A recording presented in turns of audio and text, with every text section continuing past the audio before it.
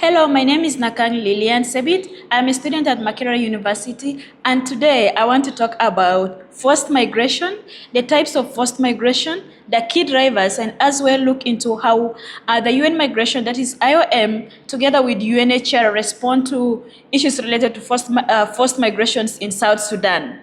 So, forced migration refers to a situation where an individual or group of people do not have a real choice about leaving their homes, but rather leave.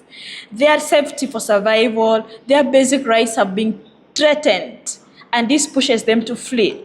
And this also differentiates it from what is known as voluntary migration. Voluntary migration is where I move from South Sudan to go to Uganda to go and study, or because I have applied for a job and I've been interviewed and I get that job. So I have to willingly or voluntarily move there to go and do that work. So there are two types of forced migration. One is there is internal forced migration.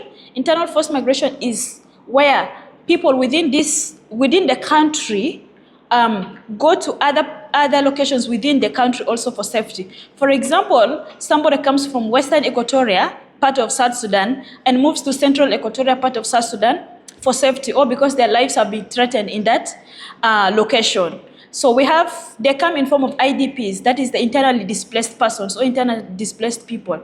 So we have IDP camps in Juba actually that host IDPs within the country. So there is also external forced migration where people move from other countries into South Sudan. For example, we have Sudan, where we have a huge number of people moving into South Sudan for safety because they have other key triggers or other key factors that pushes them to come into South Sudan. So some of the key drivers that push people to move or that contribute, that pushes people to forcefully migrate is armed conflict and violence. So armed conflict is a situation where organized groups such as states or government forces or armed non-state groups engage in sustained fighting.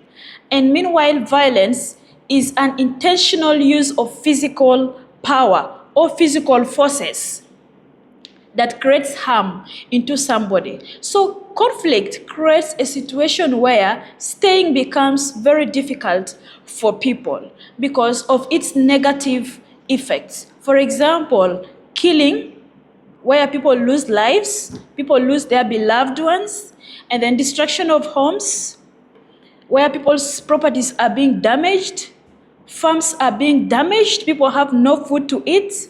We have sexual violence increasing, and then we have also young children being recruited into soldiers, to become soldiers. We have a lot of child soldiers within South Sudan as a result of the civil war that has taken place. And then apart from that, there is also what is known as environmental shocks and natural disasters. That comes in form of droughts, that comes in form of flood.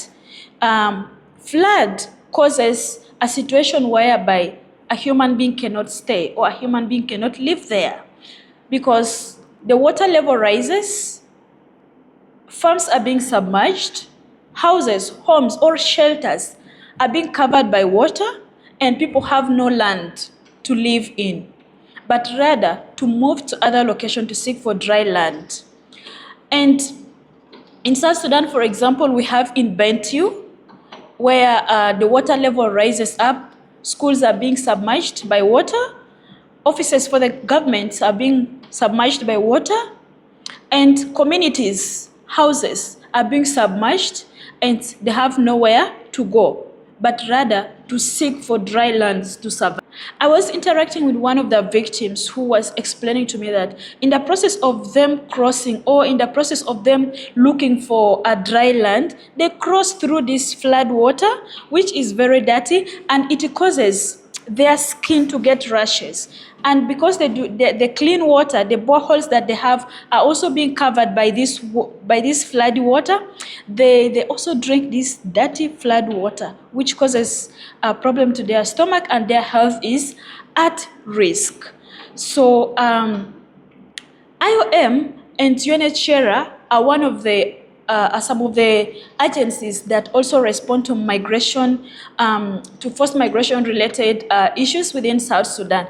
For example, IOM does the identification and documentation of migrants. We have migrants that have moved from Sudan to South Sudan, and IOM has done the identification to know who they are, to know what are their immediate needs, to know what actually pushed them from their country to flee or to move into another location.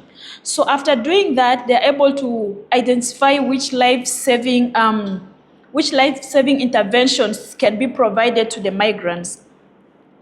They have also provided small grants to meet the immediate needs of migrants, and also provided wash-related services that comes in forms of shelter, providing plastic sheets for the migrants, the refugees, that helps them to have a space to sleep in, or a space to protect their properties, the few properties that they have.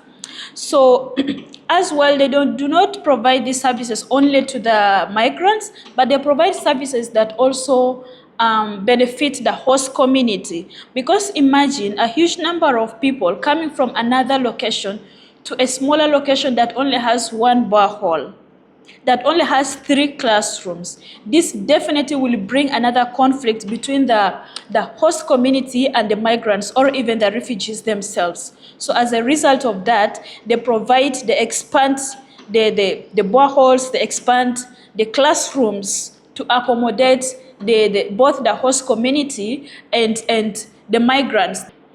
And then IOM, in partnership with UNHCR, have a program known as the Durable Solution, where they do resettlements of refugees who have been in South Sudan for long, but are becoming more vulnerable. Their life are being threatened. We have refugees, or we have migrants who have reported cases of being kidnapped, cases where they are being threatened, their life has been threatened by even their fellows within the country where they are being hosted. So with such, they help these migrants to migrate them, or to relocate them to resettle in other locations. For example, they have relocated migrants who have come from Eritrea in South Sudan to Canada for safety. And in conclusion, I would want to say that forced migration comes in a way that makes life very impossible to people as a result of the key drivers. And apart from the few key drivers that pushes people to migrate, for example, the environmental and natural disasters, for example, the armed conflict and violence that I've mentioned, there are others as well. There are very many of them that can trigger people to move from other locations. However, there are people also who willingly move because they are seeking for asylum, they are seeking they are seeking for labor, and they are seeking for economic opportunities as well. So this is why I mentioned earlier on of the voluntarily, which is the willingly migration from one location to another in seek of those opportunities. And thank you so much for listening. Kindly like, comment, and share. Thank you. Bye.